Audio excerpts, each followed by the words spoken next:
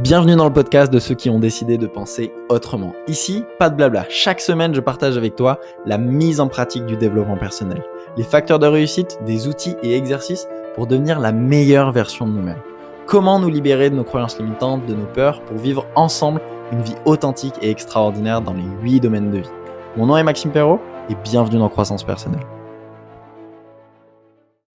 Et bonjour, j'espère que vous allez bien. On se retrouve dans une nouvelle émission de Croissance Personnelle, un petit peu spéciale. Comme on l'avait fait pour le podcast numéro 30, on va le faire pour le podcast numéro 60. Et en fait, à chaque fois qu'on fera 30 podcasts, ça sera plus un débriefing de l'avancée, du contenu, de l'audience, de comment ça part. En fait, faire un point ensemble sur l'avenir du podcast et l'avenir de aussi du branding, Maxime Perrault, les choses qui vont se passer, etc. C'est plus un podcast qui s'adresse aux créateurs de contenu ou aux futurs créateurs de contenu parce que j'ai de bons messages pour vous, même si, je sais pas, tu as envie de te lancer sur Instagram, tu as envie de lancer un podcast, tu as envie de te lancer des vidéos, des textes, des articles, peu importe.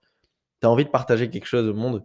Écoute ce podcast parce que je vais te donner un petit peu mon retour d'expérience après près de 60 podcasts. Comment je me suis lancé. Je sais pas si tu as écouté les premiers podcasts, mais j'en parlais justement. Je disais, je vais faire 30 podcasts en 30 jours. Comme ça, je vais faire le plus d'erreurs possible. Et je serai prêt au bout de 30 jours. Et c'est un peu ce qui s'est passé. J'en ai pas fait 30 en 30 jours. Je crois que j'en ai fait 25 ou 26 en 30 jours. Et ensuite, les autres sont arrivés un peu plus tard. Mais j'ai pu tester énormément de choses. Et si je peux te donner une autoroute, un petit peu des conseils pour éviter les erreurs que j'ai pu faire et te partager la progression du podcast, ce que j'en pense, l'avenir du podcast, parce que j'ai beaucoup étudié ça. J'ai notamment fait une vidéo sur mon Instagram sur l'avenir du podcast où je donne mes prédictions sur comment ce format va évoluer. Je donne mes prédictions en crypto aussi et qui sont justes d'ailleurs dans la vidéo, c'est quand même assez dingue. Donc voilà. Tout d'abord, je voulais te remercier parce que Croissance Personnelle, ça a vraiment explosé. Si je regarde les 30 premiers podcasts, on avait fait à peu près un peu plus de 5000 écoutes, je crois, de mémoire. Et là, les 30 derniers, en fait, depuis le début, là, on vient d'atteindre les 70 000 écoutes. Sur le podcast Croissance Personnelle, on est écouté dans plus de 50 pays. Il y a plus de 1400 auditeurs uniques au cours de ces 7 derniers jours. On est environ à 10 000 écoutes mensuelles. Vraiment, le podcast a bien explosé et je sais que c'est que le début. Et je ne serais pas étonné que on se retrouve dans 30 jours et que les scores aient encore explosé.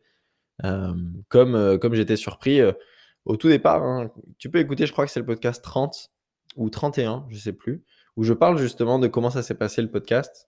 Et je vous remercie et j'explique que justement dans la prochaine mise à jour, on sera encore impressionné des scores et c'est ce qu'on est en train de faire aujourd'hui. Donc en tout cas, merci beaucoup. Je suis très transparent avec toi pour te partager tout ça. Et maintenant, je vais te partager un petit peu l'avenir du podcast, les best practices que j'ai pu identifier, notamment au cours de ces dernières semaines par rapport au podcast. J'ai rajouté une introduction, tu as dû le voir. Je trouve ça vraiment pas mal. C'est un super outil de découvrabilité. C'est-à-dire que les gens qui ne te connaissent pas, ils ont besoin de cette introduction pour te découvrir et rester sur ton podcast en disant tiens, ouais, ok, ça va m'intéresser. Donc c'est pour ça que j'ai ajouté ça. Elle va être mise à jour aussi dans quelques temps. Mais très sympa. Dis-moi ce que tu en penses sur Instagram. Tu peux m'écrire en me disant Maxime, l'intro, elle claque. Sauf si c'est 1 an plus tard que tu écoutes ce podcast. Ce ne sera pas nécessaire de me l'envoyer. Mais sinon, voilà. Et surtout, la best practice que je voulais te partager, c'est prendre de l'avance. C'était la première fois que je prenais de l'avance sur le podcast depuis très longtemps. Je pense que j'avais eu une fois de l'avance au cours des 10 ou 20 premiers podcasts. Mais là, c'était la première fois que je prenais de l'avance. C'était la semaine dernière où je t'ai tourné 2 podcasts d'affilée. Et quel soulagement. Donc, mon invitation pour toi, c'est vraiment de prendre de l'avance sur le tournage de tes vidéos, de tes contenus, que tu sois... en fait, en tant que créateur de contenu, c'est un soulagement d'avoir du contenu à l'avance.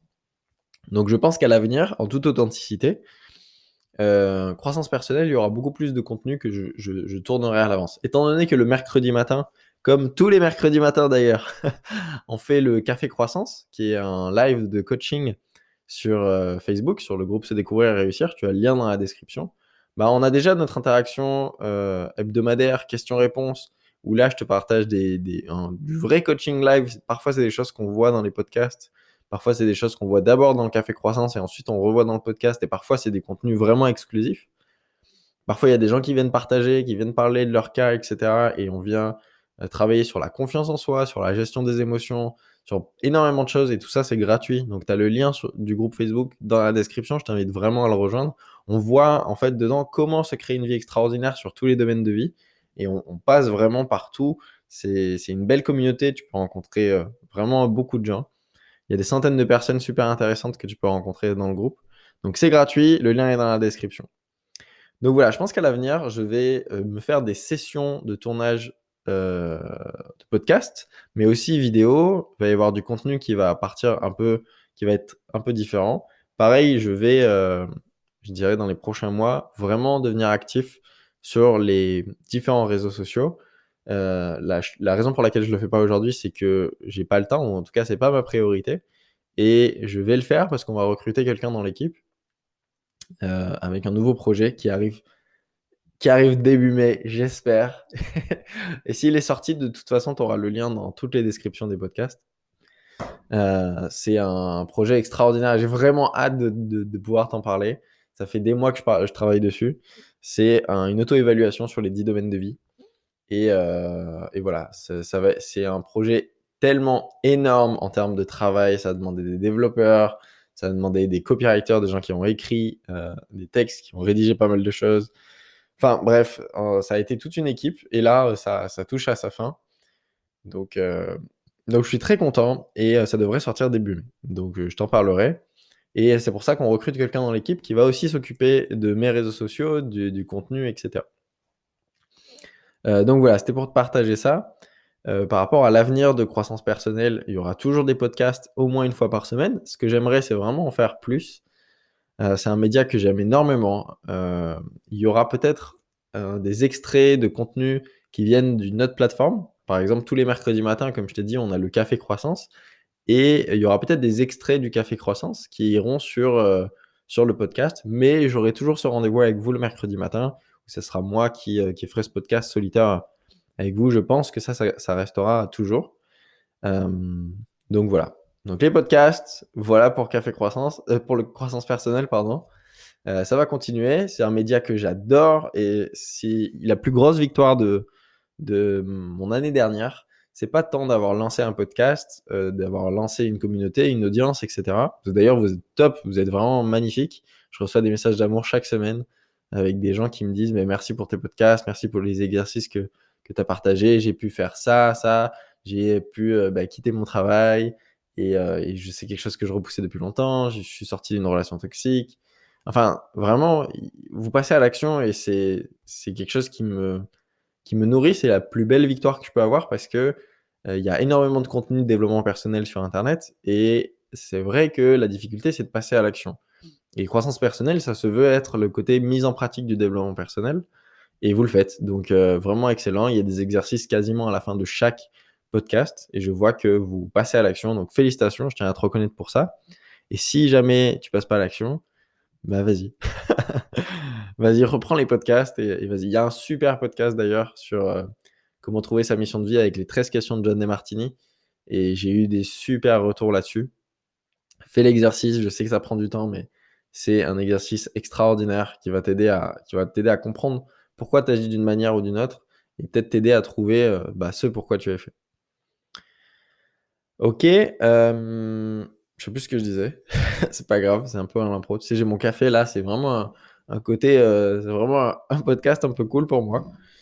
Mais je vais te parler de l'avenir du podcast selon moi. Comment ça va se développer et c'est quoi l'opportunité pour euh, toi en tant que créateur de contenu. Je bois juste un café. Ok. Alors, j'en ai déjà parlé sur une autre vidéo. Mais moi, j'utilise par exemple l'application Anchor, ANCHOR. Je ne sais pas si je vais encore utiliser ça à l'avenir. Parce que comme je t'ai dit, on recrute quelqu'un, un assistant polyvalent, qui va s'occuper de dispatcher le contenu croissance personnelle et Maxime Perron en général, tout ce qui est fait sur différentes plateformes. Et Encore.fm, c'est pas forcément la meilleure plateforme pour ça. Donc peut-être qu'on va changer de plateforme. Mais en tout cas, ce que je voulais te partager, c'est que Encore a été racheté par Spotify il y a quelques années. Non, il y a 1 an, un truc comme ça, à 144 millions de dollars. C'est pas beaucoup. Là, tu vas te dire, mais c'est énorme, etc. C'est pas beaucoup pour une plateforme comme ça qui évolue à cette vitesse. Et surtout, Spotify est vraiment en train de mettre en avant le podcast comme jamais. Je ne sais pas si tu reçois des mails ou alors c'est vraiment les créateurs de contenu qui reçoivent ça. Mais c'est exactement ce que j'avais prédit dans d'autres vidéos. C'est que pour moi, Spotify va devenir le YouTube du podcast.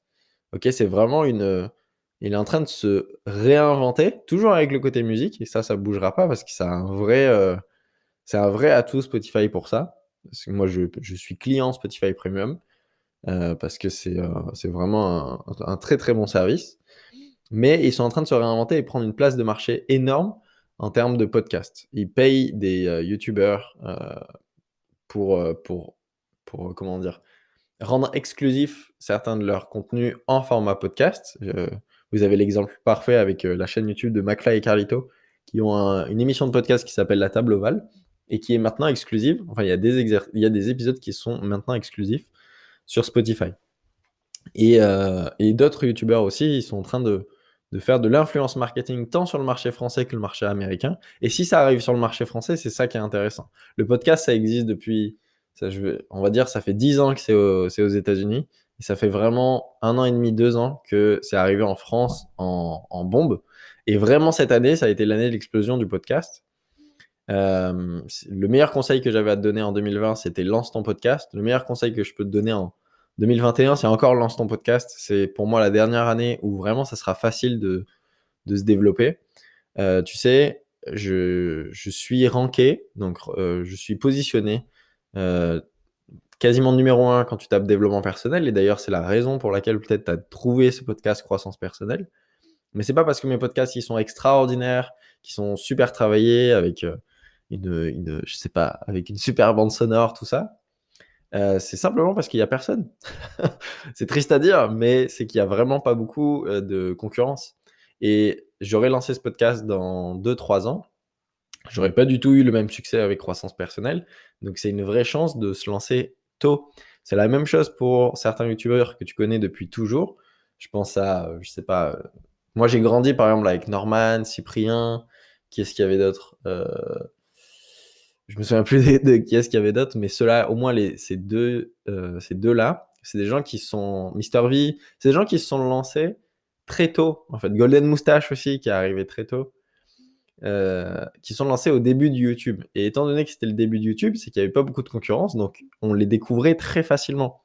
Mais demain, aujourd'hui, tu veux lancer une chaîne YouTube sur un média très concurrentiel, sur un format très concurrentiel, bah, ça va être beaucoup plus compliqué de te montrer aux gens parce que l'attention des gens, elle est déjà prise euh, chez d'autres.